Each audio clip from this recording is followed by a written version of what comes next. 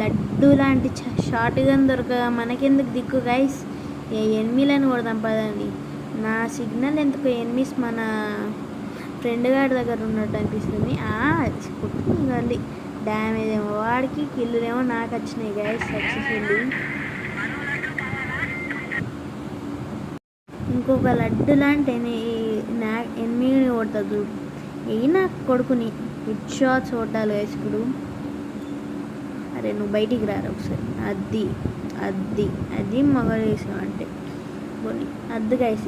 ఆడు మనం చంపితే ఒక పీడ పోతుంది అనుకుంటూ, అందుకనే సైలెంట్గా ఇక్కడ నుంచి చెక్కేద్దాం పదండి.